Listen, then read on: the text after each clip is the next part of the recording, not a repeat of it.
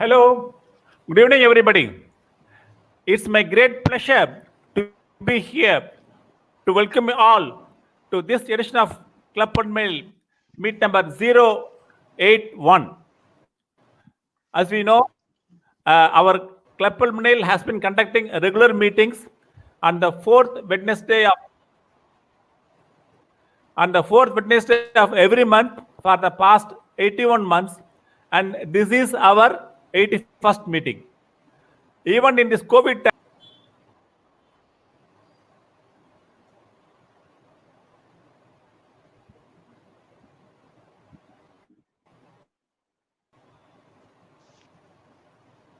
Not audible, Bus. Sir, not audible. Your video is not also available now.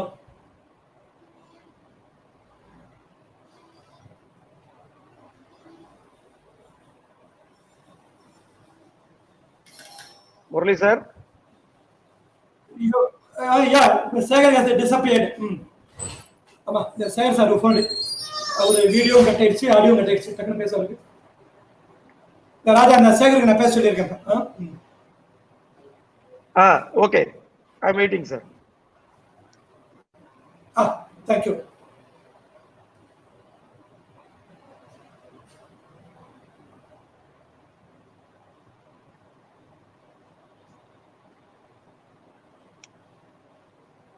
Video got it, audio got it.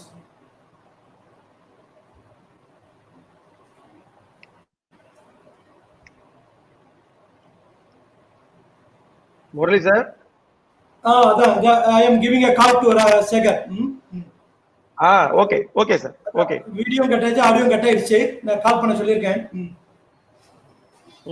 Harsh, are you audible? Are you in the line? Harsh.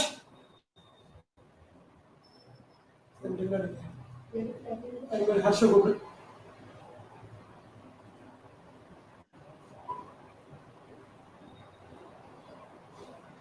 Hello, I'm right here. I'm just looking into it, okay?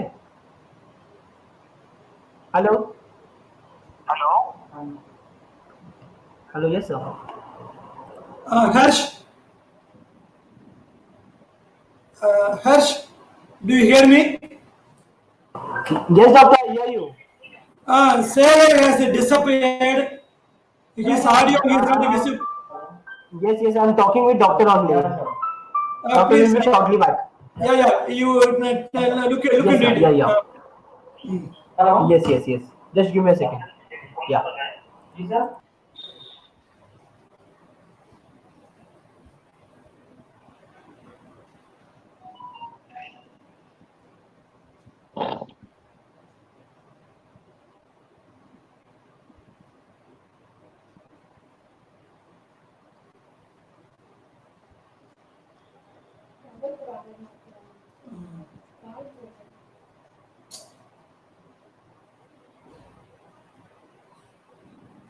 Raja, சொல்லுங்க sir. நான் இந்த organiser inform பண்ணியிருக்கேன். He is speaking to Sagar. ஏதோ I think அவரோட சைடுல some tower problem தோணுது. நம்ம இன்னொரு 2 minutes வெயிட் பண்ணுவோம். அவர் டவர் கிடைக்கல சேகர்னா you can start sharing the screen and you can start the presentation. ஒரு 2 minutes மட்டும் வெயிட் பண்ணுவோம். I can wait, sir. No issues. Okay.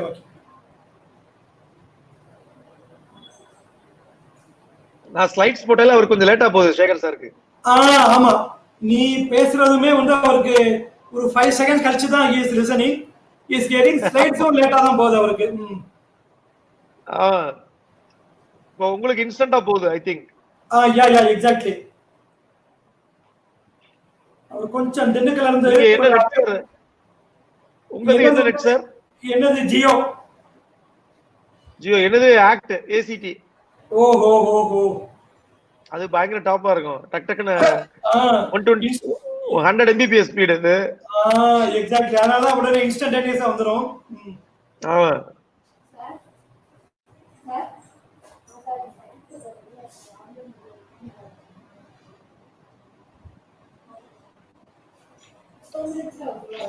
Sekar வந்துருவாரா?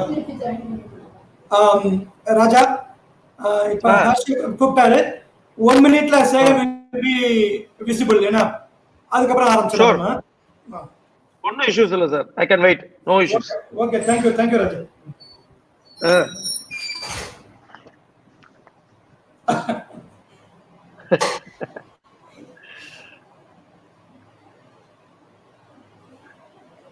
I think வரான்னு நினைக்கிறேன். Yeah. Am I seen now? Huh? Yeah, he has come.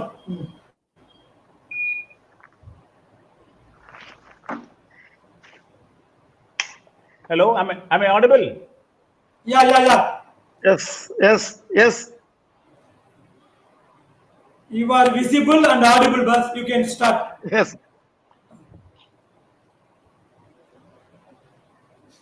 சாருக்கு லேட்டா போகுதுன்னு நினைக்கிறேன். இல்ல நல்லாவே லேட்டா போகுது. Am I audible? Yes sir. Yes. Am I audible now? Yes sir. Very much. Shall I talk? ஆமா. Yes. சார் காணாம போயிட்டாரு. கைடன்ஸ் இது மாதிரி இருக்கு. ஆடியன்ஸ் எல்லாம் வெயிட் பண்றாங்க.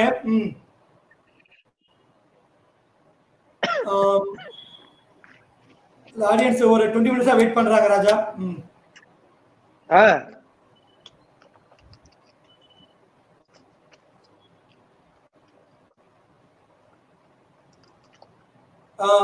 ராஜா எல்லாம் டாக்டர்ஸ் எல்லாமே they are giving message in the chat box. They want you to start the presentation. என்ன நம்ம என்ன ஸ்டார்ட் பண்ணிட்டு அப்புறம் சேகர் வந்து நடுவுல பேசிக்கலாமா? ஒன்னும் இஷ்யூஸ் இல்ல சார். நீங்க ஒண்ணா அனௌன்ஸ் பண்ணிருங்க சார். அப்படா நீங்க அனௌன்ஸ் பண்ணிருங்க சார். பண்ணவா? Okay, good evening friends. On behalf of Club Palmanel, this is 6th meeting we are doing on virtual platform. All of us know that it is a unique club across Tamil Nadu. We have been conducting back-to-back monthly meetings for more than 80 months. Dr. Segar is convener and secretary, and I am the finance secretary. Dr. M.G. Chandrasekhar is chairman. It is doing lot of innovative programs every month.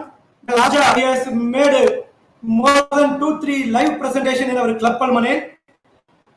Today it is because of this situation he is giving this presentation on virtual platform.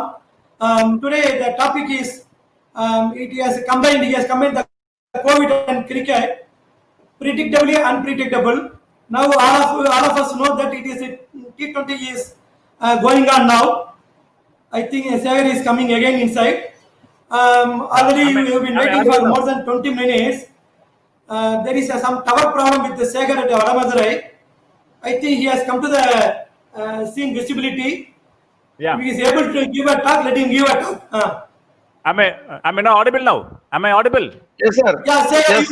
you proceed please. Okay, thank you. So sorry for delay. It's the tower problem in our place. Now it's back, I think. Anyway, I welcome all the delegates. I'm extremely sorry for the time delay that has happened. So the topic for today is predictably unpredictable. We know cricket is a game of total unpredictability. Still, we remember the day when the Kapil's Devils won the World.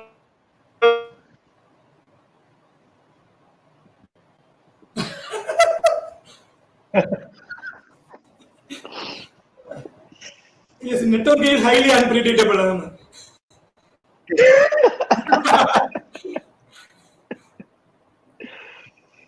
Again gone. Raja, you can start. We should not make audience wait for so long. Sorry, friends. Now let Raja start his presentation. At the end of his presentation, again Sagar will come into the picture, and we can proceed with the interaction. Let us hand over the mic to Raja, please. Okay sir.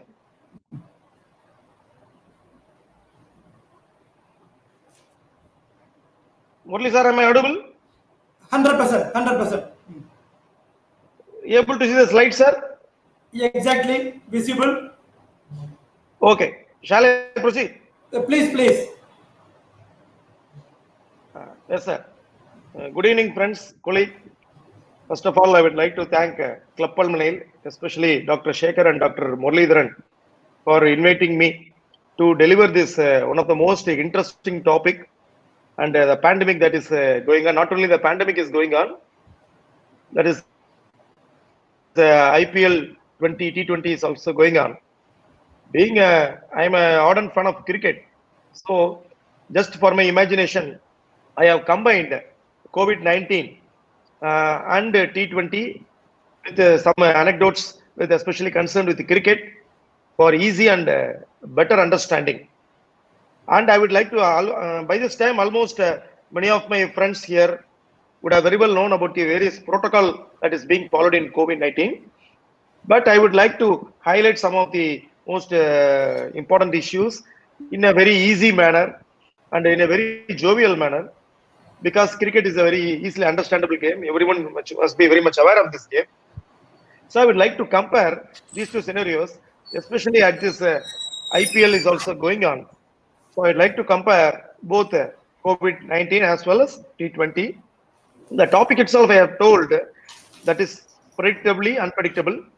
So actually it is not COVID-19, because COVID-19 lasts only for December. It started in December, but the main crux of the problem, it exists in the 2020 year. So that's why I've given the year as COVID-19 20 versus T20. Now I will enter in the subject proper.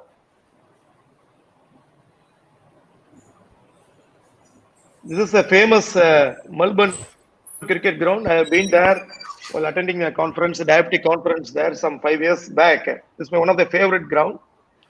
So as you all know, cricket is a game of unpredictable nature, but still there are a lot of predictable factors in cricket, as you'd like to know, because before the toss itself, we would like each team knows about the opponent player's strength as well as the weakness of the opponent team, and we very well know about the pitch behavior. So all the commentators will be commentating about the pitch behavior and the overcast condition, whether it is going to rain or whether there is any moisture beneath the pitch, etc., and how the outfield is, whether the ball will travel fast to the boundary, etc. And all know whether the previous track record of the stadium, whether this pitch is good for chasing or good for defending. So all these factors are, however, predictable in cricket. The only unpredictable factor that is not in our hands is, however, the toss. But there is some room for strategy and team selection before the match. However, when you take into COVID-19, we do not know about the immune status of the particular individual. And the virus load also, we do not know how much the patient is going to be affected with this viral load. We do not know about the other factors that is going to play, whether the patient is going to survive or whether the patient is going to die. So we do not know. So there are various unpredictable factors that exist in COVID-19 that is very, very difficult to predict, with in contrast to cricket. Because in cricket, there are a lot of predictable factors, whereas in COVID-19, there are a lot of unpredictable factors. So this is what I meant. So COVID is highly unpredictable because of many factors: viral load, immune status, carrier state, whether the patient is able to spread the disease to others, asymptomatic patients, incubation period, highly variable. On average, they are telling about 1 week, but it's highly variable. Disease onset, viral strain also plays a very important role. And the new disease track record, behavior of the disease, because it's a very new disease. We do not know how to tackle.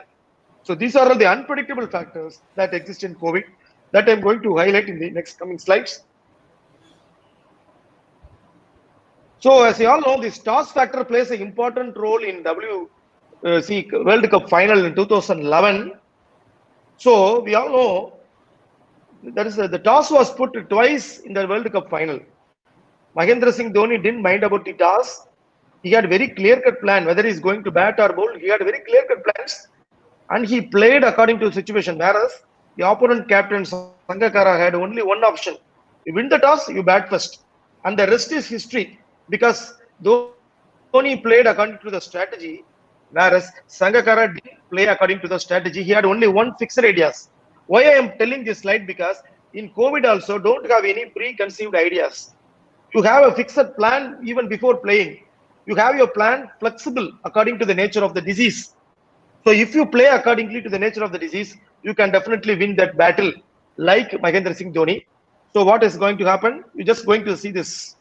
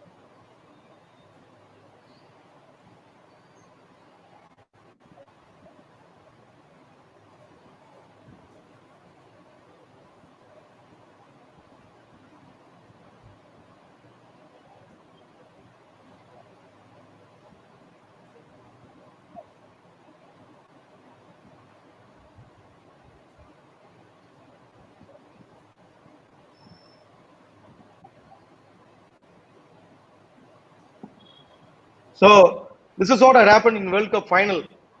The toss there was some confusion in the toss when Sangakkara had double thoughts, but he had only one option, whether to win the toss, you bat first. So we should not play like that. So what are the very unpredictable outcomes? Should always treat aggressively from the very start, irrespective of the patient status. Don't be complacent. That is a message I want to highlight today. And rather, it is better to over-treat than under-treating the illness. That's the lesson we are going to. So you all know about this famous personality, Donald Trump. He is a highly unpredictable figure. So there was a lot of changes taking place in the COVID-19. So previously it was thought that it is going to spread from macro droplets. Now they are saying that it is macro to micro droplets. Aerosol spread is happening. Initially, the shift was from no masking. So masking was allowed only for a few patients. But now they are advising for mandatory masking for all because of the aerosol spread. And then shift in mortality from elderly people. So previously, only elderly people with comorbid died. But what happened now? Even young people without any comorbid illness are dying if you are not treating it properly. Initially, testing was done only for a particular patients, only for symptomatic patients. Whereas now it is liberal testing. Initially, the mortality was low among the doctors, whereas now the mortality is very high among the doctors. So these are the various unpredictable factors, a lot of shifting from previous thoughts to present thoughts. Earlier thought was it is a non-inflammatory disease. Now it is very clear that it is a predominantly inflammatory disease. Earlier patient can become critical on any day, but now days 4 to 7 it's to be watched very closely. Earlier the distancing of 3 feet, now it is being increased to 6 feet. With the micro droplets, this may even be 9 feet. Earlier mortality rate was very high, it was 10%, but now we are clearly able to understand the protocol. It has come down very well to 2 to 3%. So we have to change the treatment accordingly. If inflammatory markers are high, you target with the steroids. If coagulation markers are high, you target with anticoagulants. So I am not going to detail about the coronavirus because by this time you will be very much know about these basic facts. It is RNA virus. It's one type of coronavirus. It is of course it has got a lot of confusion with other causes like common cold, SARS, MERS, etc. However, no proven or approved therapy. However, certain drugs are proved to be life-saving. I'm going to rush up these slides. Symptoms also you must be very much aware. Fever, dry cough, sore throat, exhaustion, breathlessness, loss of smell, headache, etc. So these are the various symptoms. You all be very much aware. And then less frequently running nose, usually dry nose. And then most commonly, some of the patients are complaining of diarrhea and loose stools during this COVID illness. These are all the already known factors about this COVID.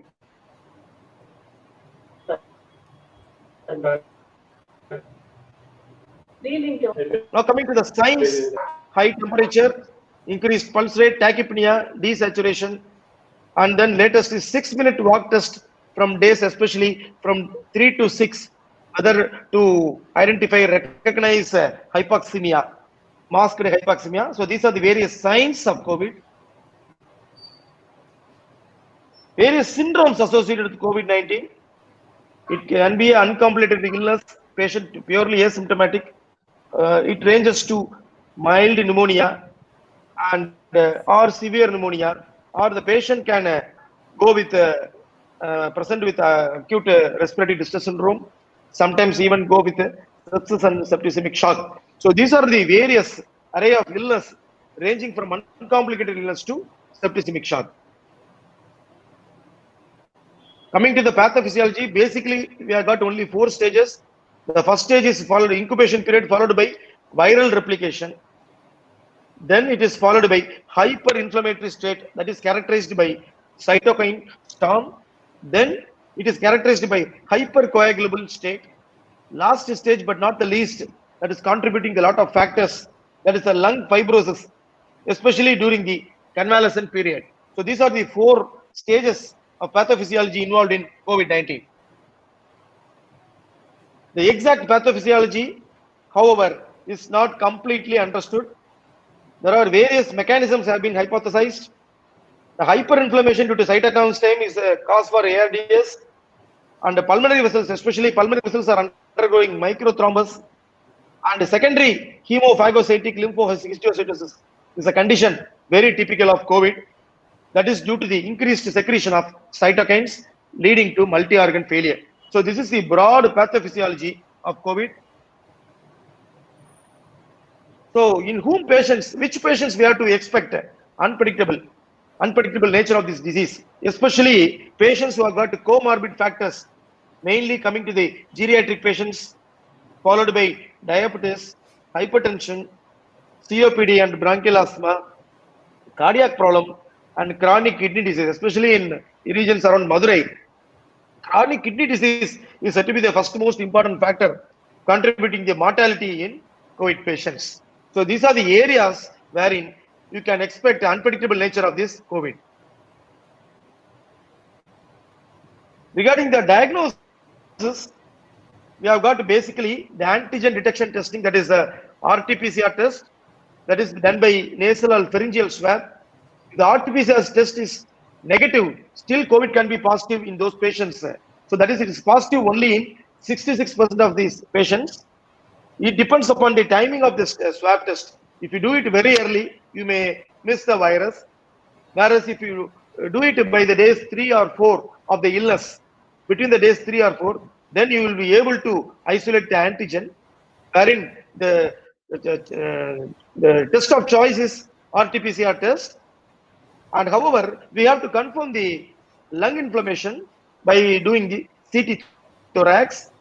And we have got various inflammatory markers like ESR, C-reactive protein, ferritin, LDH, and interleukin-6 level.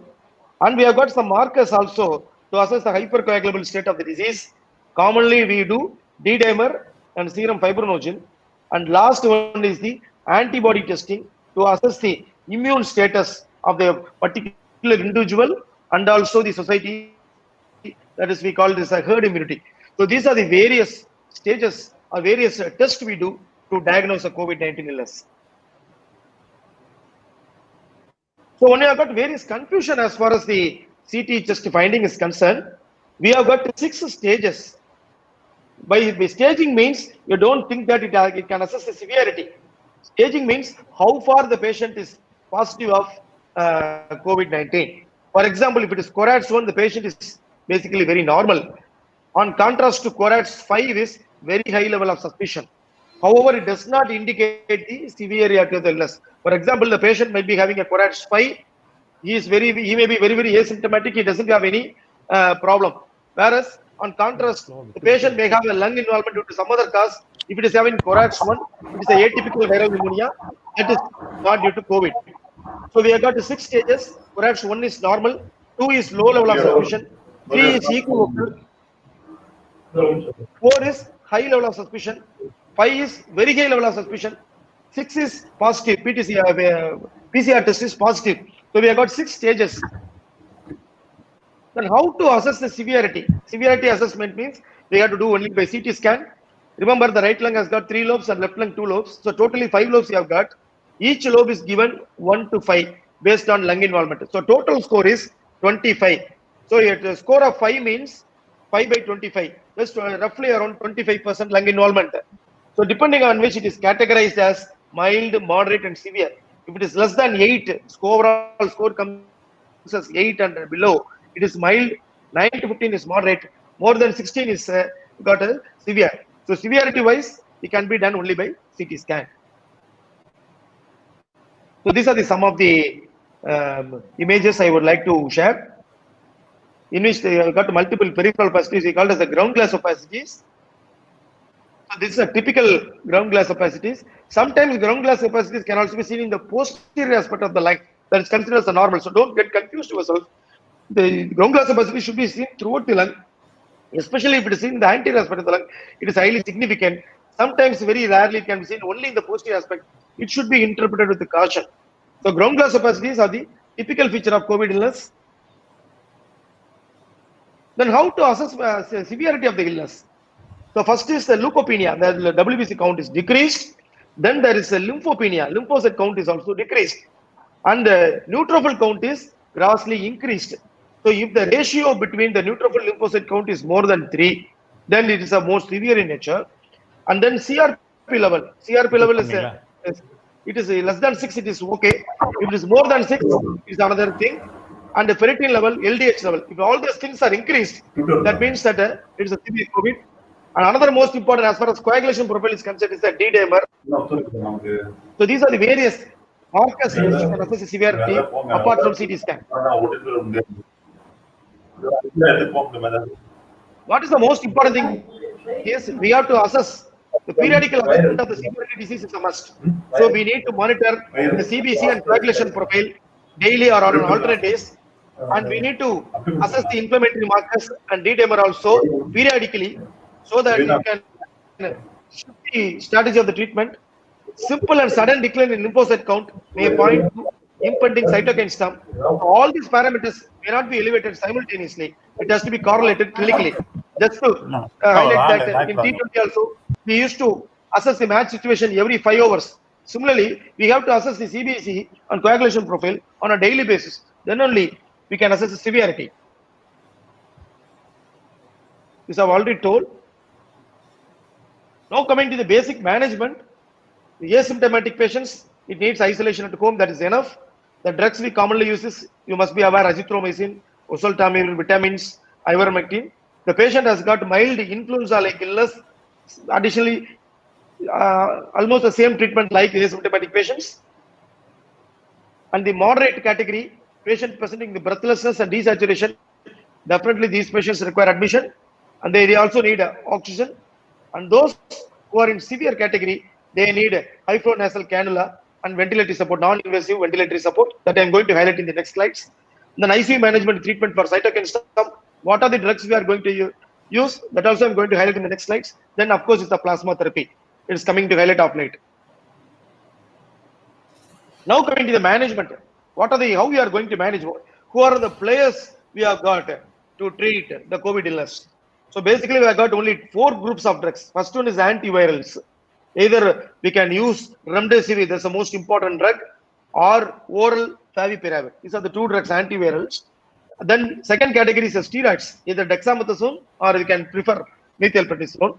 And then low molecular weight heparin, that's enoxaparin or dalteparin we can use. Then IL-6 antagonist, tocilizumab. So basically only these 4 drugs are the main players we are going to concentrate while managing the COVID. So this is a very beautiful slide that depicts the various stages of the disease. For example, there we have got only 4 stages: incubation period, symptomatic phase, early pulmonary phase, and late pulmonary phase. Symptomatic phase is characterized by viral replication, wherein you have to target with ivermectin, vitamin C, and then oral antivirals in the symptomatic phase. The early pulmonary phase, we have to switch over. If need arises, we have to switch the gear to remdesivir or to steroids. Then only we can tackle this disease, because that is phase is also characterized by thrombophilia. That is a phase wherein which immune dysregulation occurs. That is called macrophage activation syndrome or cytokine storm.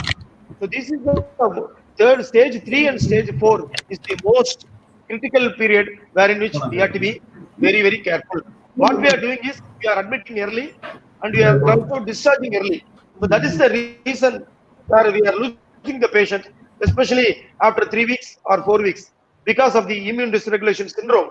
So we need to very careful in the stages 3 and 4. Remember, this is a steroid responsive disease. However, the timing of steroids and timing of antiviral is very, very critical. So all these the drugs are highlighted in this particular slide that we are going to study in detail in the coming slides. So to win a cricket match, we need a good opening combo. Like Sachin and Sehwag, we should have a very good opening combo. Then only we can win any cricket match, be it T20 or one-day match. So similarly, we have got antiviral drugs. Especially in the patient is coming to the second day or third day of illness, we have to go with favipiravir. And then after confirming the diagnosis, we have to give favipiravir. And then lot of studies have been, positive role has been given regarding the molecule ivermectin and also vitamin C. So when these drugs are combined in the earlier stage of the disease, it gives very good results. Otherwise, we are going to struggle.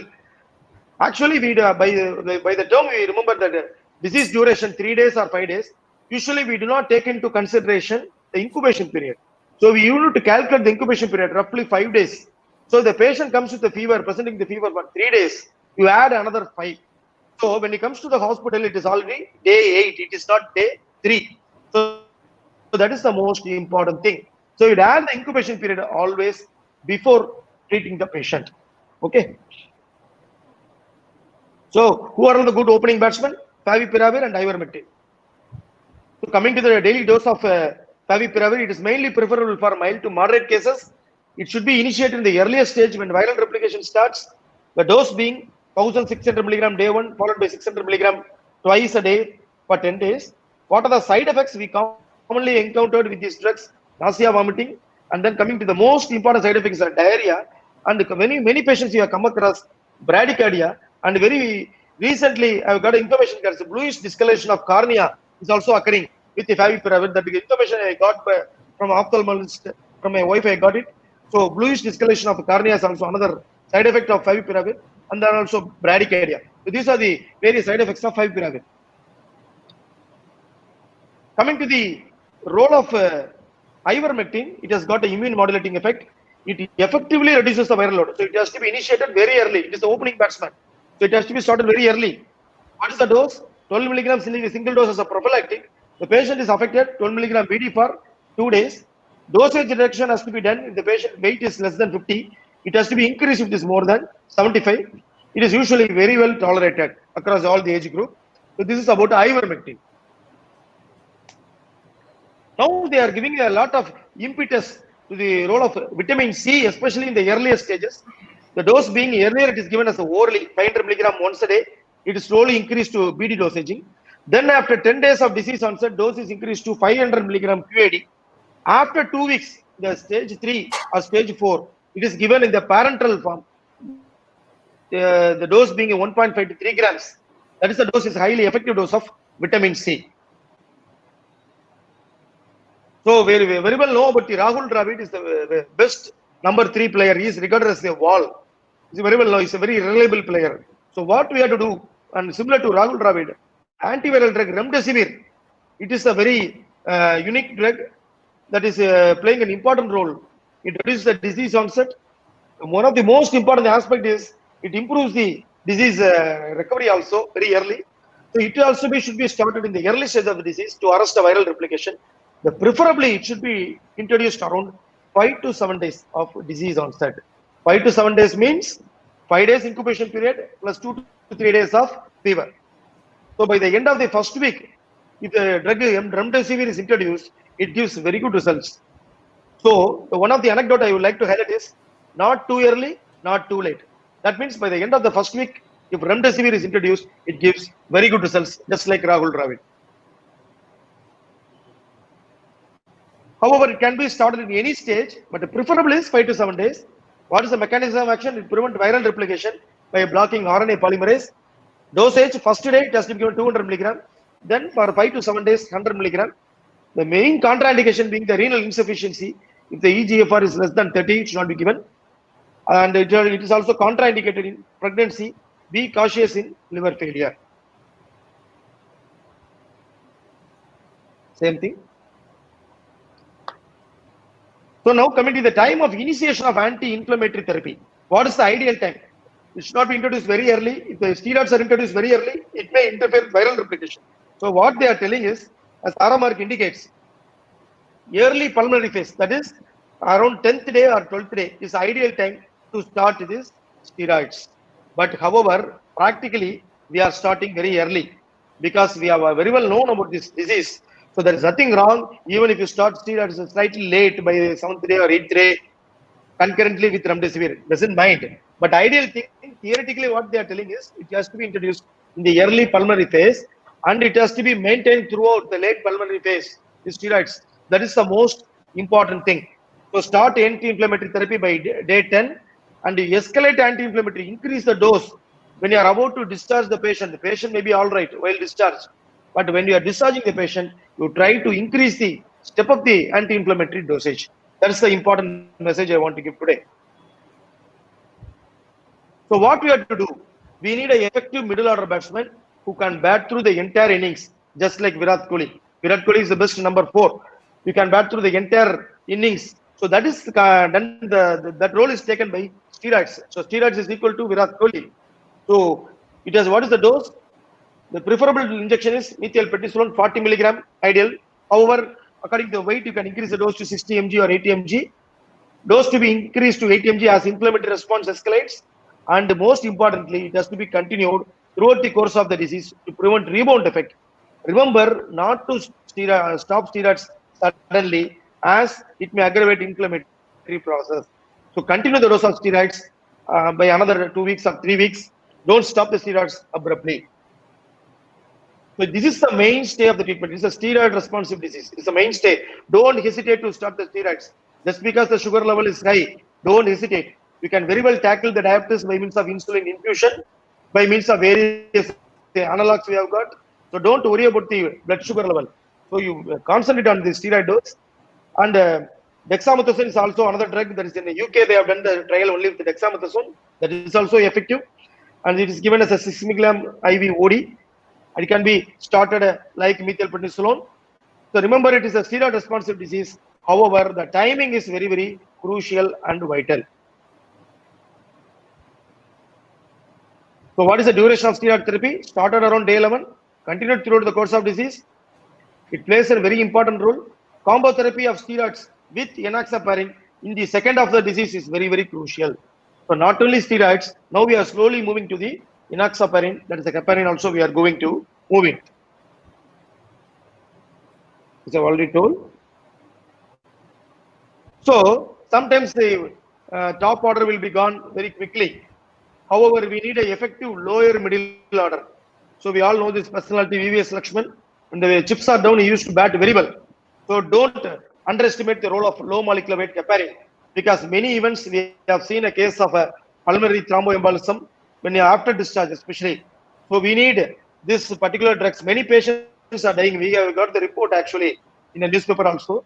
Many patients after discharge by unknown reasons they are dying because of this embolic episodes or thrombotic episodes. So we should introduce enoxaparin. It plays a vital part in the second half of the dose along with the steroids. What is the dosage of enoxaparin? It is started as a 40 milligram OD. Then it is increased to OD dosage or BD dosage depending upon the D-dimer level. If the D-dimer level is high, it is given as a twice daily dosage. Similar to steroids, it should continue throughout the disease course in the 3rd week or in the 4th week. Sometimes we are advising the patients, we are even switching over from injectable forms to oral anticoagulants like dalteparin, rivaroxaban, etc. Rivaroxaban, even for a period of 2 to 3 months because of the sudden and unexpected events of thrombotic episodes. So we need a lower middle order to stabilize the innings. That is done by enoxaparin. which I have already told. So it is prophylactically recommended in COVID patients, irrespective of the severity. Even in mild form or moderate form, they are actually recommending the dose is OD dosage. If the D-dimer level is high, it is given as a 40 milligram BD. Now coming to our wonder drug, that is the power hitter, tocilizumab like MSD. So the drug of choice in cytokine storm is nothing but a tocilizumab. So whenever the patient is going for hypoxemia on cytokine storm, it has to be introduced. As you all know, this is the IL-6 receptor blocker. The dosage being 400 milligram IV infusion. The second dose, if needed, it has to be given after 12 to 24 hours. So whenever the patient dips in this cytokine storm, we need to introduce this tocilizumab. So what are the dosage adjustments I have told? The only drawback regarding this tocilizumab is the decrease in the neutrophil count. So when the neutrophil count is very low, we have to be very careful. However, considering the serious situation, we need not worry about the side effects of this, especially tocilizumab, because already the patient is dying. So don't worry about the side effects of tocilizumab. So what is the relationship between C-reactive protein, tocilizumab, and overall survival according to the Lancet? Patients who receive tocilizumab show reduction in CRP levels at 3, 7, and 14 days after administration when compared to patients who did not receive tocilizumab. Potential benefits can be seen only with the CRP level of 15 milligram or higher. CRP and IL-6 are most sensitive in distinguishing disease severity and prognosis, of which the most promising results are shown by the IL-6. So IL-6 plays a very, very important role. So IL-6 is the single largest predictor of severity of COVID-19 with odds ratio more than 40. What is IL-6 normal level? Less than 8 is normal. 80-20 is mild. 20 to 100 is moderate. More than 100 is severe. Usually, moderate to severe, this tocilizumab is given. Not only the levels play important role, it also depends upon the clinical situation of the patient. So now coming to we have discharged the patient. We are coming across a lot of cases of post-COVID fibrosis. So if a patient undergoes a prompt and early antiviral therapy, then the post-COVID fibrosis can be prevented.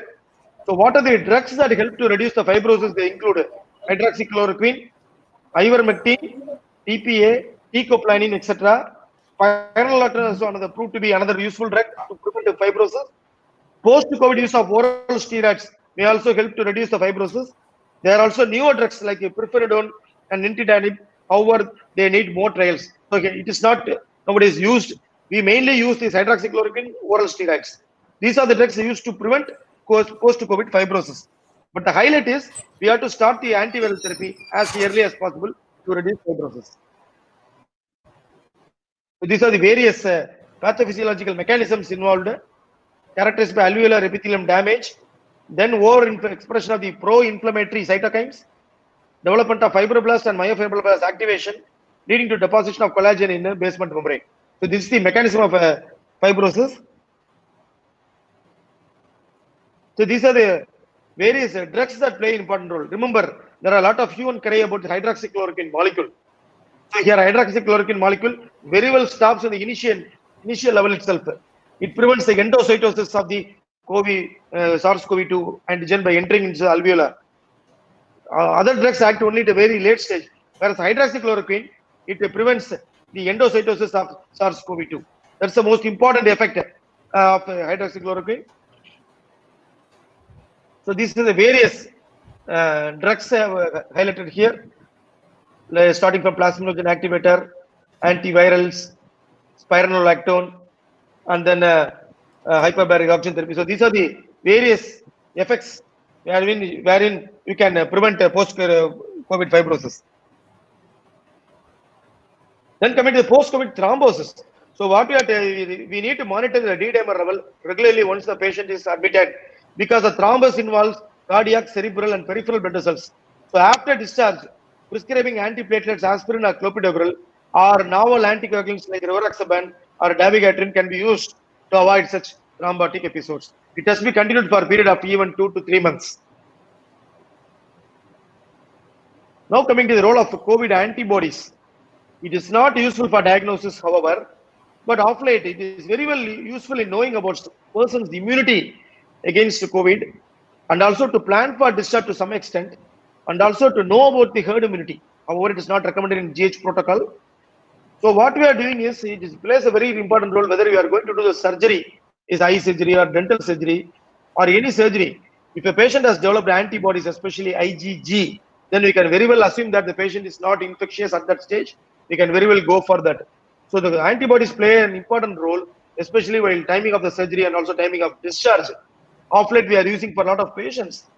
Now the antibodies are directed against the spike protein. That is the most important thing. Earlier, it came as negative for many patients around the month of May or June, because that antibody test was directed against the nucleocapsid antigen. Whereas now they are estimating the quantitative estimation of IgM and IgG. Normal level is less than 0.8. They are directed against the spike protein that is considered to be more specific and sensitive in determining the seroreactivity. So that is the role of COVID antibodies in the management. Now we are coming across the convalescent plasma therapy. It is showing very good results, and it improves the clinical symptoms rapidly. So it is considered in patients with a moderate to severe disease who are not improving despite the oxygen therapy, despite the maximal use of steroids. So wherein you can consider the plasma therapy. However, the significant drawback being it does not offer the long-term immunity. It offers a short-term immunity one. It offers a passive immunity. So that is the only drawback regarding the plasma therapy. Now coming to the last but not the least, the role of capecitabine, whether it is really effective, we do not know. That is, it's having a placebo effect or immunomodulatory effect, we do not know about this. However, I would like to make a caution, especially in elderly diabetic patients, as it may aggravate hypoglycemic episodes because of lot of herbs involved in capecitabine. And also, it has got a lot of GI side effects, especially vomiting and diarrhea. Because of the GI side effects, it irritates the gastric mucosa, and also a lot of fake formulations and quacks are disposing these capecitabine. So be careful with these disposing these. However, if you want to consume this capecitabine or prescribe for your patients, do consult with the Siddha practitioner regarding the exact dosage. However, the role is mainly as a placebo. It is not yet to be proved. So coming to the, just to highlight, what is the order of treatment? You start with the antivirals, that's the opening batsman. Favipiravir, then slowly escalate to remdesivir with ivermectin and vitamin C on admission. Then start steroids for the days 5 or 7. You add enoxaparin along with the steroids. You increase the dose of steroids with enoxaparin. Finally, when need arises, you initiate tocilizumab. This is the order of treatment. So while treating the COVID illness, we conveniently forgot a lot of non-COVID factors. Especially when the patient goes for diabetic ketosis or hypoglycemia, we conveniently forgot. So whenever the patient is unconscious, you take into consideration these two factors.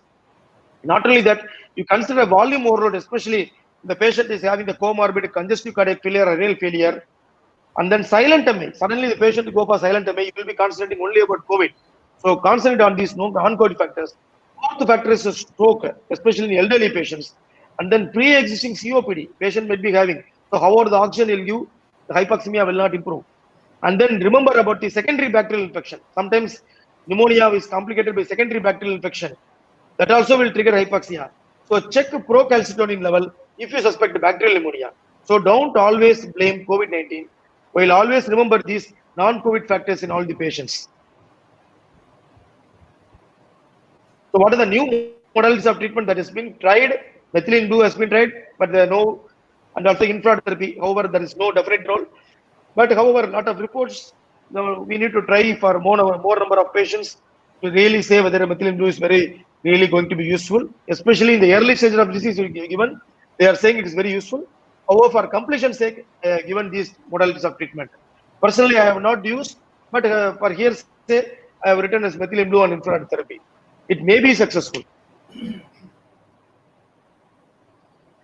So far I was concentrating only about the batsman who can change the game, because T20 is essentially a change of batsman. However, there are certain situations where the scoring level is very low, but when the opponent team scores just 120, when the team has scored 120, you need to defend 120. So we need reliable bowlers also to win the matches, not necessarily batsmen. So from the day one therapy, from the day one of COVID management, if the patient is going for hypoxemia, you consider oxygen therapy from day one. Most preferably, the patient needs for a longer quantity, larger quantity, you consider high flow oxygen through to high flow nasal cannula. So just like it gives the oxygen flow in a continuous manner, just like you need to keep one end intact. So that is done by oxygen therapy by means of high flow nasal cannula. At times, so the patient is exhausted. He needs oxygen support. Patient can be put on non-invasive ventilator support because lot of trials in Italy have shown that not to ventilate the patients, not to put on invasive ventilator support. So NIV plays a very, very important role. So you need to knock down the virus by giving the excess of oxygen. Bumrah plays a very important role. So we need bowlers also to play the match effectively. So now to have a better understanding, I have presented some of the important case vignettes I have handled personally. So these are the real cases that will be have a better understanding. So 51-year-old man, Mr. V, he presented with ILI symptoms and 2 days, and PaO2 on admission is only 97 in room air, and the RT-PCR is COVID positive. CT thorax is 10 to 12%. Ground glass opacity correct 5. The complete blood count is normal.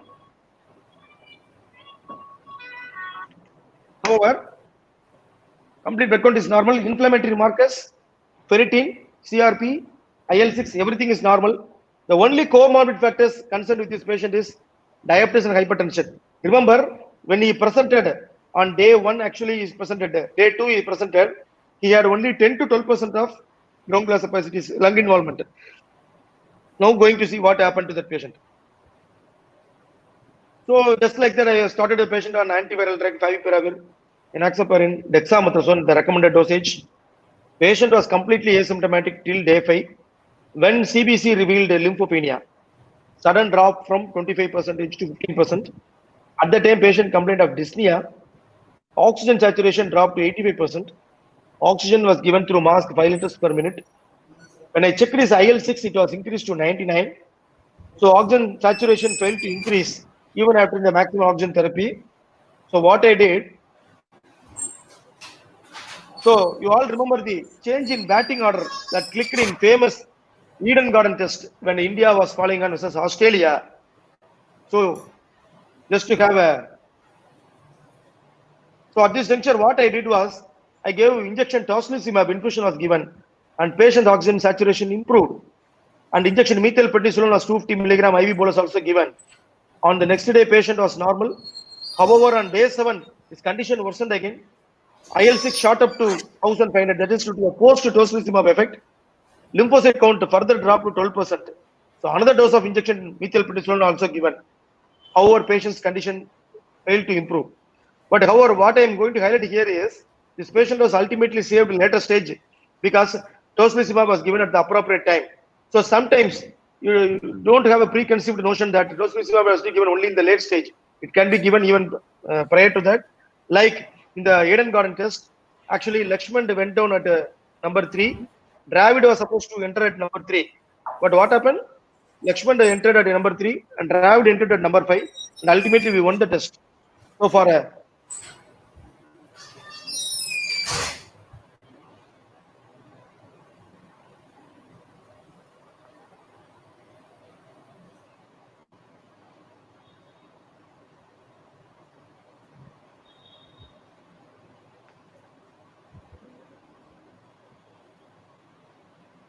So this is what had happened. So Rahul Dravid and VVS Lakshman completely changed because of the change in batting order. So a diagnosis of cytokine storm was made, hence another dose of tocilizumab was given. Subsequently, patient's condition improved. Then antiviral drug remdesivir was started, replacing favipiravir on day 7. Patient condition later stabilized through HFNO and slowly patient improved. On day 14, his oxygen saturation was 5 liters. IL-6 was brought down to 7.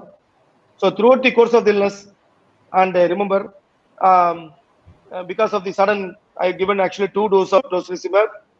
Not only that, I given a escalated dose of steroids and remdesivir also given on day 7. So why I'm going to highlight this? Because while admission patient was perfectly normal, his clinical course deteriorated suddenly despite starting the patient on antivirals and other things. So We need to give tocilizumab accordingly when you made a diagnosis of cytokine storm. So don't forget to change the batting order. You change accordingly. On day 16, patient was maintaining normal saturation in room air with normal markers. Then slowly methylprednisolone enoxaparin dose was tapered. So throughout the course of illness, glycemic control was achieved with insulin aspart. And later antibody titer revealed zero positivity. So patient later was discharged with oral course of steroids and antiplatelets. This is the first case. So lessons learned from case Vignet is a timely recognition of cytokine storm through lymphopenia and IL-6 level, timely recognition of tocilizumab, introduction of tocilizumab ahead of remdesivir, slightly higher dose of steroids throughout the course of the disease. Recommended dose is only 60 milligram, 80 milligram. So recommended dose is 1 milligram per kg body weight only they are recommending. But what here I have given, even given up to 5 milligram per kg body weight.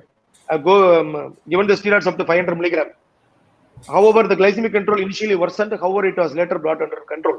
So don't hesitate to increase the dose of steroids. These are the lessons learned from this case. So there is no room for complacency. So because you not only missed the catch, but also trophy. Remember the famous Herschel Gibbs incident that happened in 1999. That video I will put it later. So though the patient was asymptomatic till 5 days after admission with only 10% lung involvement, his condition worsened suddenly. So never hesitate to escalate the dose of steroids. Never hesitate to alter the drug order in times of emergency. So don't be complacent while treating COVID.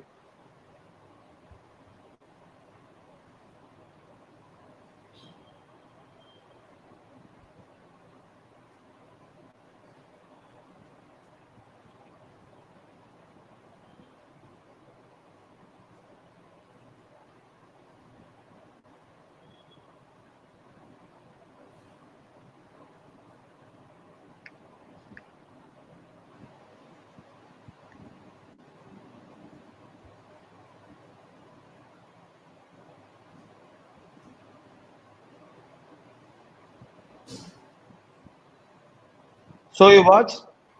So he was very complacent. That is, he got the ball. So Steve was told him, "Oh, not only miss the catch, you have missed the trophy." So don't be complacent when you treat a COVID patient. That's the highlight I want to give. Now coming to the second case, 40-year-old from Alanganallur, ILA symptoms since 2 days. RT-PCR was negative. As I have already told, RT-PCR can be negative in 30% of the individuals.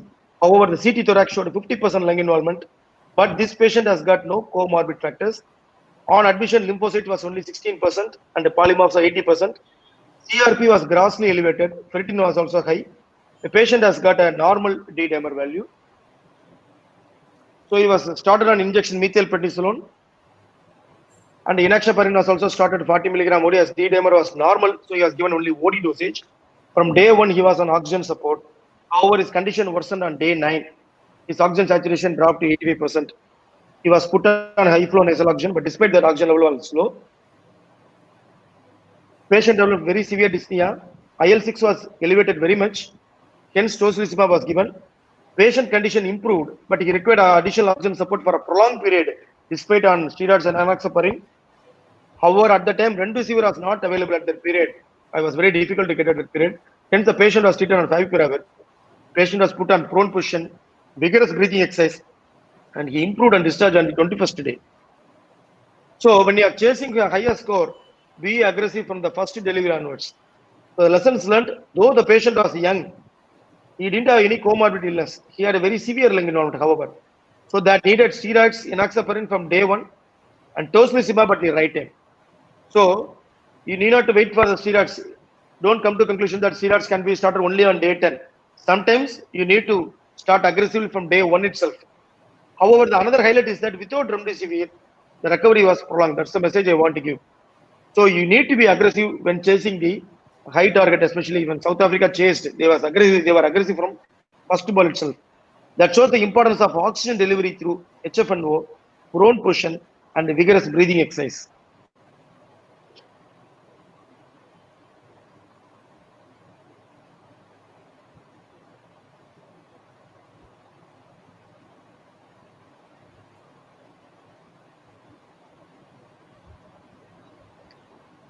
Now coming to the case Vignet 3, 17-year-old This is Mr. N, chronic smoker, diabetic, hypertensive, present with ILA symptoms on day 9 in our hospital. Here also RT-PCR was negative. CT chest only showed 12% lung involvement. Patient was asymptomatic throughout the course of the disease. All the markers were normal. I was very happy.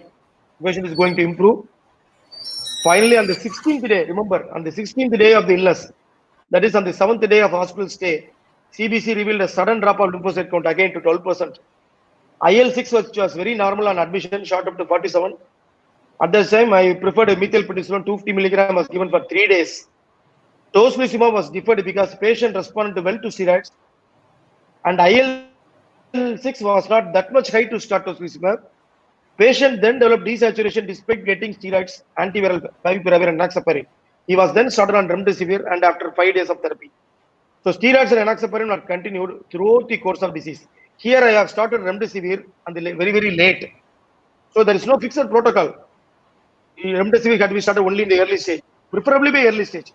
However, when need arises, never hesitate to start remdesivir even at the early stage. So this is the highlight of this particular patient. And however, I was actually about to discharge this patient because the patient was coming on very well. Suddenly his condition to worsen. So don't celebrate prematurely because premature celebration is always dangerous. So prepare for the complication even during the late stage of the disease, the highly unpredictable. That signifies the importance of checking the complete blood count daily. So I used to check the blood count daily. Never hesitate to escalate the dose of steroid during emergency. Remdesivir can be started at any time during the course of the disease, though ideally it should be started early. So don't have a fixed notion. It can be started at any stage of the disease. Until the job is over, never be complacent. So you all watch this Mushfiqur Rahim celebration against us.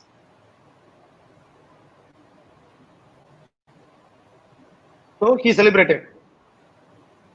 Even before the match is completed, he is celebrated. But what happened? The rest is history. Bangladesh lost this match. He got out in the next ball.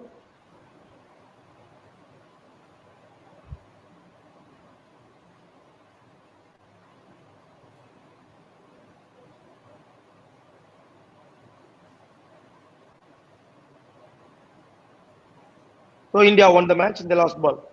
So premature celebration is always dangerous. So don't celebrate until the job is over. That is the message I want to highlight as far as this patient is concerned. So what are the take-home messages? Each patient behaves differently as far as COVID is concerned. Treatment is highly individualized. Patient being at asymptomatic admission may become critical suddenly.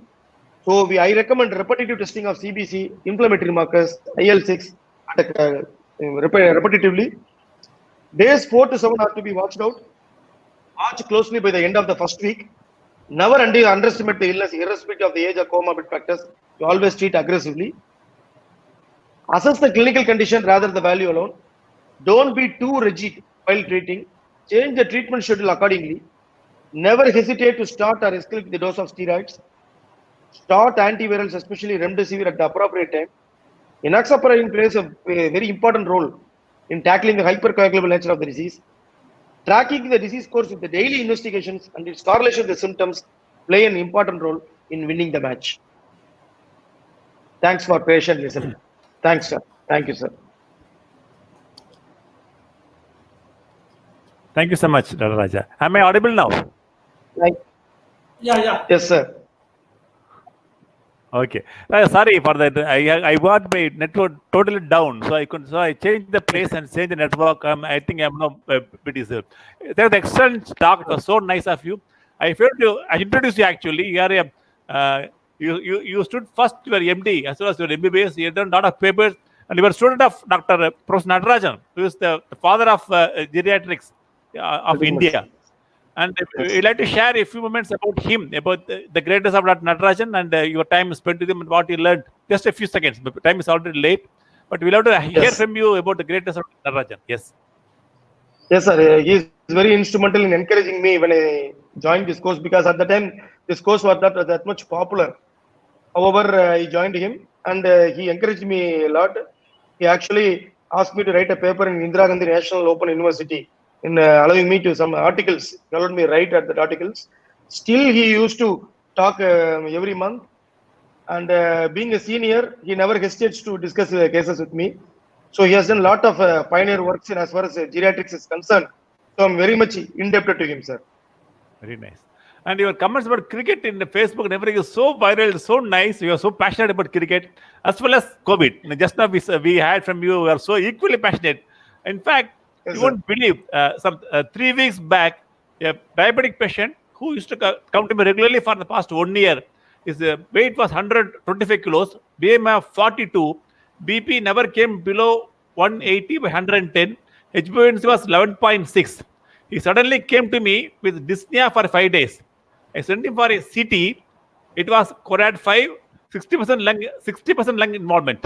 I bid him goodbye in my heart. I thought I'll never see him again. And I sent him to a big institution in Trichy.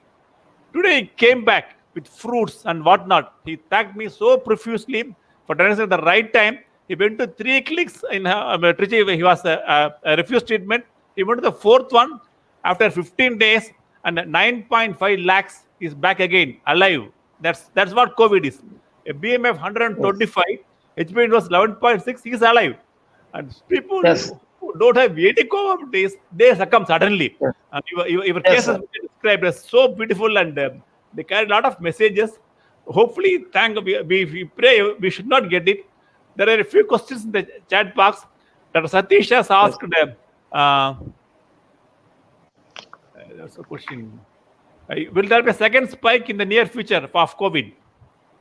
Definitely, sir. Definitely, sir. Because now the lockdown, after the lockdown is opened, unlocked. We expect, sir, but we have to wait according to the virulence whether it has changed. And now patients are also getting slowly immunized.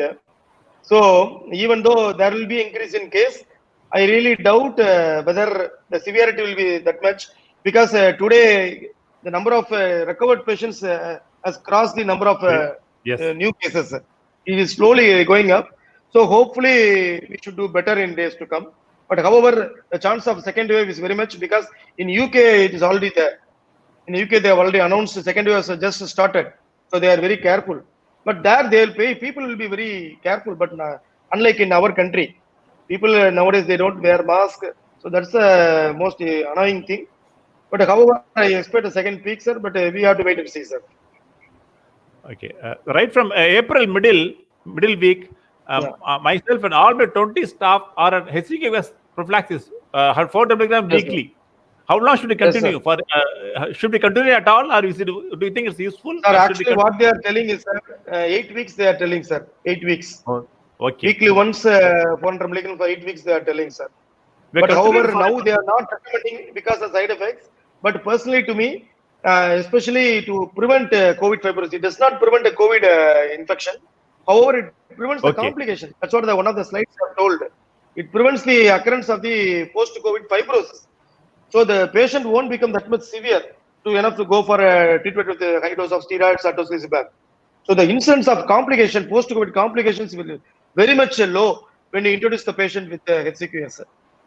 I have not That's come great. across any case of cardiac problems, sir, because we have been using for a quite long time. However, a lot of hue and cry regarding this HCQS, sir. But I am using, sir. I am using But for a lot of my myself patients. and all my staff are on HCQS for the past 4 months, Yes. after 5 months, whatever it is. They Every may day get for COVID, me. sir. They may get COVID, but not the complication. That's the highlight, sir. Okay, that's great. Okay. And do you think gargling with salt water or iodine will be of helpful at all in preventing Definitely, sir. COVID virus infection? Yes, sir. Definitely reduce the viral load to some extent, sir. Definitely. frequently? How frequently you just hot water or with powder and iodine, or what do you recommend? With for that? lukewarm water. With lukewarm water with COVID and iodine. And I recommend at least in the bedtime, I recommend, and also in getting up. At least twice a day. At least. But however, one does not get any side effects because of frequent gargling, but at least twice a day. That is giving very good results. Okay. Now, another thing I want to highlight is I have forgotten to mention the role of zinc and vitamin D. So Yeah. in that particular trial, they are advising a lot of dose of vitamin D, especially 1000 units per day of vitamin D with zinc 50 to 150 milligrams, especially in the earliest stage of the disease, to be continued for 1 month. So that's improves the immunity to some extent. However, no trials has been done, but they are recommending, especially vitamin C injectable forms in the earliest stage of the disease. in the injectable forms of vitamin C, sir. But no Okay. particular trial for the vitamin D or zinc. But there are various recommendations. Now they are coming with a lot of patients. Probably in another 2 or 3 months, they will be coming across a lot of trials, sir. However, I am giving regularly vitamin C, D, Z. I am regularly giving, sir. Okay. Actually, the many companies are marketing the same combination. They sell at very exorbitant prices: vitamin C, zinc, and vitamin D. And Yes, sir. Dr. Murugaran and myself, we have discussed so many times. One of the earliest clinical signs of worsening COVID is increase in respiratory rate. The respiratory rate Yes, sir. crosses 22, you should be under red alert. That itself is enough to warn Yes, you sir. and send information about CT, much more than our RT-PCR and other things. And it's proved so useful also in so many Yes, sir. occasions. Simple test, bedside test of counting the respiratory, Yes, which our staff can do. And it's so useful, isn't it, Murali? We've been telling Yes, that. sir. Yeah, Raja, really a beautiful presentation. You have correlated this cricket as well as this COVID. It was highly interesting. Many of the doctors they enjoyed and they put it in the chat box. Really, this 1 hour went on like it has flight. So it has flown. Such a beautiful presentation. As Segar rightly Thank you, told, sir. Thank you. in many of our patients in our practice, I got 2 of my staff standing in front of the entrance. Not only the temperature, pulse oximeter, all those things, we examine, we count the respiratory rate. The patient is a silent patient without any symptoms. My temperature is just 99.4 or 100. The respiratory rate 22 or 24. When there is a 24, 99% of our patients with 24 tachypnea, we send the patient for CT chest. It turned out to be the cohort 5 or 4 with 25% of the lung involvement. Those patients were referred earlier and now they do well, they recovered very well. This is Yes.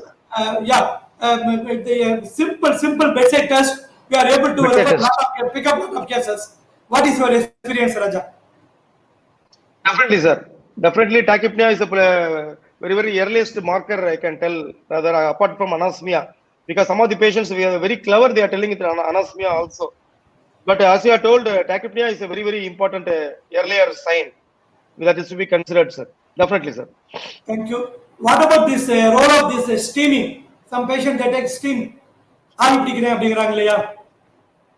That is That steam. also no proper trial, sir, but nothing wrong in doing, sir. That's what I am telling. These are the simple tests like turmeric milk, lot of the things they do. Yeah. But till we have got a valid cure for this illness, nothing wrong in trying out various new options. That's my opinion. Okay. There is one study showing mefenamic acid over paracetamol because it has got an anti-inflammatory effect. What is your opinion? But one word of caution they are telling about the anti-inflammatory to be with the caution, especially in COVID patients. As far as to my knowledge is concerned, they are advising only paracetamol, sir. Mainly paracetamol, not anti-inflammatory drugs to be used with the caution because the various side effects and other things concerned. So that's why we can straight away go for steroids rather than going with anti-inflammatory effects. Rather than you can go for steroids, dexamethasone, at least in the early, even in mild cases, because the main indication of steroid is hypoxemia, they are telling. But you need not wait for hypoxemia to develop. So that's why you need not be too rigid in following these, treating the COVID patients. Sometimes you need to break the rules. So that's what I want to highlight.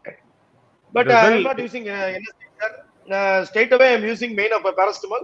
I don't have any experience, sir. If you have got any experience or any studies, you can share, sir. Morley, sir. Okay. One more thing, Raja. In your presentation, you have highlighted the importance of steroids post-COVID after discharge, continuation of steroids for at least 1 month. But we come across patients in some of the leading major hospitals in Madurai and in Coimbatore. After discharge, they come out only with the vitamin C and zinc. That's wrong, sir. Many of the patients. That's wrong. Yes, sir. Because as on the graph I have put, the third stage or fourth stage, there is a sudden escalation of the inflammatory activity. So that's where you have to be very careful with this. Not only the steroids, you have to be also with we have to tackle the coagulation cascade also. So steroids and the coagulation cascades should not be stopped. They are highlighting at least 1 to 2 months, especially in elderly patients. Elderly patients, especially, they are advising is to at least 1 to 2 months. It has to be continued. Steroids and there's anticoagulants. And you need to check this once in 10 days. You need to check the C-reactive protein and then D-dimer assay after 10 days after discharge. So every 10th day I am checking. Sometimes I'm even increasing the dosage. Even after 10th day, patient is totally asymptomatic.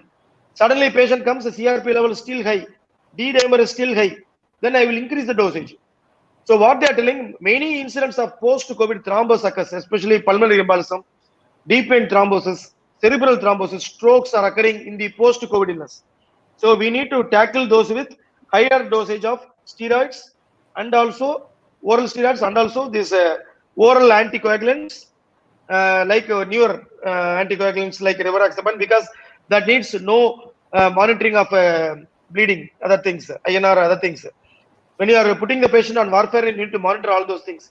Whereas the rivaroxaban, slightly cost may be high, but especially elderly, it is very, very safe because it need not require any monitoring of INR or other things. So I am giving a dosage of 15 milligrams to 20 milligrams of rivaroxaban once the patient is getting discharged. At least if the patient is not affordable, at least an aspirin a day after discharge. I am doing it regularly for my patients.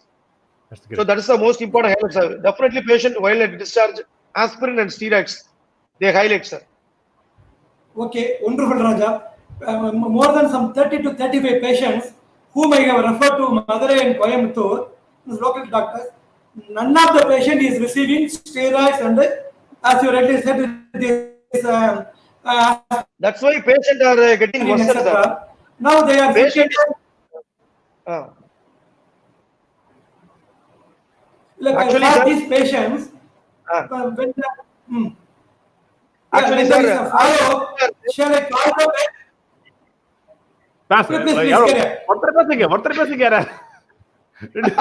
Okay. Actually, what I'm telling, sir, after discharge, sir, patient don't die of COVID. COVID is already treated by first week itself. The patient may be sputum negative. What happened to SP Balasubramaniam, we are actually seeing now. So the patient may require the dose of steroids for a longer period. That's what I'm highlighting. Because of this immune dysregulation syndrome. So that plays a very important role in the 3rd and 4th week, even after discharge. So we have to be very careful in escalating. Thank you very much. Now I want to clarify one thing. Most of the patients are diabetic patients who are coming for a regular follow-up. Those patients are not receiving these steroids as well as this aspirin, etc. Now I want to get an opinion from you. They come for a follow-up. Yes. Shall I initiate now? Definitely, sir. Definitely. What is the better initiate? Please, better initiate. And also monitor C-reactive protein and D-dimer, sir. Once in C-reactive protein, D-dimer, and all these 3 tests during the follow-up, you please do, sir. If the sugar level is high, please continue with the insulin, sir. Better shift from oral drugs to insulin. So you know how to do it because you are a diabetologist, you know how to do. So better shift to insulin for a better treatment because the steroids and sugar level also tends to go up even to 300 or 400. Never mind about this. So forget about diabetes for temporarily. You concentrate on this inflammation, especially after discharge. How long after discharge only patient is coming? Yeah. Yes, sir. How long you want us to do this D-dimer? For how many months? Once in 10 days? For at least 2 months or 3 months? 1 to 10 days for 1 to 2 months, sir, at least. Yeah. If the patient has got more lung involvement, for example, 40% or 50%, maybe the patient may require steroids for a longer period. If the patient has got a mild disease, 15 to 30%, maybe 1 month is enough. If the patient has got only 10% lung involvement, even during discharge, only shorter course, maybe 1 month is enough. If the patient has got a longer involvement, larger area of involvement, for example, 40% or 50% while at presentation, the patient may require steroids for a longer period. For example, even 2 to 3 months also, the patient may be monitoring, sir. Absolutely correct, Raja. One pathetic situation, my cousin sister, who was admitted in Madurai famous hospital, I don't want to mention the name of the hospital, she developed fever, rigor and body pains and dyspnea. On admission, her saturation was 98%. On 5th day, she developed desaturation to 85%. And I intervened. I spoke to the doctors. That when the first time they are checking the respiratory tachypnea, it was 28. Then only after my intervention, they initiated this remdesivir injection. She suffered like anything. Now she, by God's grace, she came out of the crisis. She has been discharged 5 days back. But what is the pitiable thing is, as you rightly told about the steroid and aspirin, etc., nothing has been given to her. That's a you should initiate, sir. You should initiate. Yes, today I start. Because another thing I want to highlight, sir, if you check the CT scan now, you will be stunned because one of the patient I have told him a case, Vignet, patient was discharged. But you know his lung involvement, it was 95%. Patient was all right. But the lung involvement, repeat CT showed 95% lung involvement. 95%. So that patient is still getting steroids and oral anticoagulants still now. The patient has been discharged some 1.5 months back. But still he is on these medications. So please call those patients who are not on aspirin or steroids. Definitely you restart again. You continue for at least 1 to 2 months. That is the ideal time, sir. Thank you, Raja. Thank you. On admission, her lung involvement was 10%. On 7th day, it was 75%. That's what I'm telling. Yes. If for this patient, when do you want to repeat the CT? After 1 month or 15 days or 2 months? Actually, there is no protocol for repeat CT, sir. It is out of our interest only we are doing repeat CT, actually. Because sometimes non-COVID pneumonia also can play an important role. Sometimes, despite all this therapy, the patient develops hypoxemia. Patient persistently requires 10 to 50 liters of O2. I want to rule out some other bacterial causes. So I will do CT chest again, apart from procalcitonin level. So both these tests I will do to confirm whether the patient has developed a non-COVID causes for pneumonia or any other factors is worsening. Because some of the patients are stunned because many of the patients have developed a silent pulmonary embolism also, sir. That is also playing an important role in the persistent hypoxemia. So actually, there is no particular protocol for repeat CT for all the patients. We don't do repeat CT for all, but some of the patients who have got persistent hypoxemia despite this maximal use of steroids, remdesivir, and anticoagulants, the patient oxygen saturation is still continues to be on the lower side. Then you can do repeat CT, sir. Actually, otherwise it is not recommended for all. Wonderful, wonderful. Thank you. It's a great time, sir. I think just 2 more questions, quick answers, because getting late already. Dr. Satish wants to know regarding COVID, cure is the rule and death is an exception. This is a IMA comment. What's your comment on that? Definitely, sir. Cure is the rule and death is an exception. Cure is the rule provided if we identify the cases at a very early stage and we start very early when we treat aggressively. So for the first slide itself, I told better over treat the patient than under treating the less. Fantastic. Better over treat. Don't worry about disease outcome. Better over treat. Don't be hesitant to start steroids or other things. Patient sugar may go up. Don't worry about this. Better over treat than under treating or under diagnosing. Then you can win in all the cases. That's my opinion, sir. Okay. And one last question: is reinfection possible? Very much, sir. Very much possible, because nowadays after discharge I am doing this antibody test for all the patients. Even I have come across some accidental exposure to COVID-19 in the hospitals I visit. First day I have seen the patient, next day patient would have been surgery will be deferred because the patient has been COVID-19. So I will be stunned because many cases I have seen. But when I checked my antibody status, it was negative, sir. So herd immunity is observed in this COVID infection. That's my knowledge. And those patients who have got a severe infection, they have got an antibody titer is very high. Very high. Those have got a very mild infection, the antibody titer is very low. So better So go there is always a chance. Yes, sir. Better serious infection. Yeah, you either get the disease in a severe manner, and then only antibody on a lighter. Okay. Yes, but there is a correlation between disease severity and the antibody titer also. The disease severity is more, antibody titer is also more. The disease severity is very less, antibody titer is also very, very less. So reinfection is very much common. You better check your antibody titer, sir. Okay. IgG and IgM, it will be negative, sir. Thank you. So reinfection is very much possible. Reinfection is very much possible. And what's your personal protocol for preventing yourself from COVID, you and your staff? What dress you wear and seeing patients? Sir, we are taking ivermectin, sir. Ivermectin, 12 milligram weekly dose, ivermectin, sir. That is One no tablet side effects, very, very safe. One tablet per week, very safe. They can continue for long, no problem. Yes, sir. As far And as we are treating COVID patients, we can continue, sir. And you wear PPE is proper PPE is you wear with mask, gloves, and whatnot, everything. That is always there. That is always there. Okay. One more final question. Yes, sir. As Sagar highlighted, from April to May, continuous for 8 weeks, all my staff and we have taken this HCQS, everything.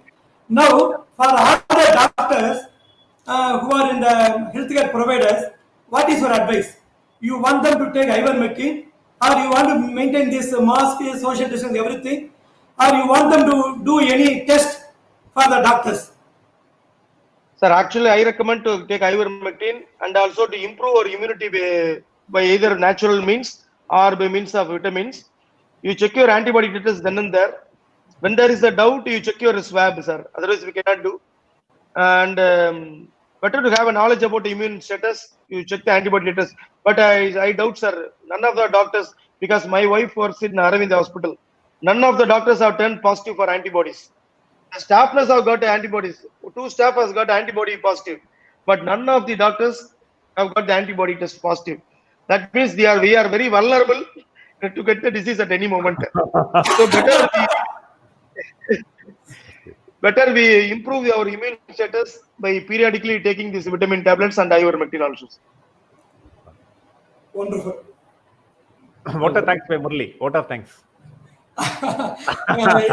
It is my pleasure to propose vote of thanks. Really, I am very, very happy to see my friend, good friend Raja in this forum.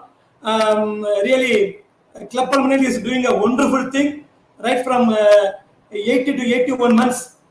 Even in the COVID times, our club is very unique across Tamil Nadu, doing a wonderful job, doing this wonderful presentations through this virtual media. And all the doctors are in and around Dindigul, across Tamil Nadu, they appreciate the activity of our Club Pulmonary. They are really proud of this Club Pulmonary. And being a member of this Club Pulmonary, I am very, very happy about it. I am very proud. And one slogan I would like to say, Raja made a beautiful presentation. No second thought in it.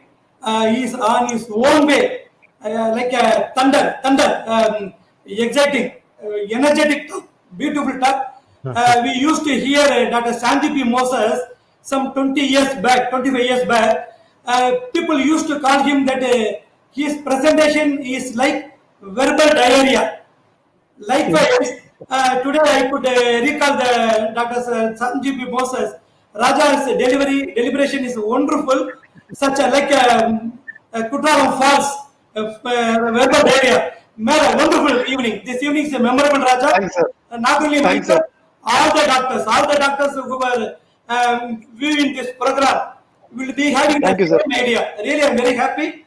And one more thing, when we talk about this COVID, when you want to prevent COVID, there is one quote: avoid touching men.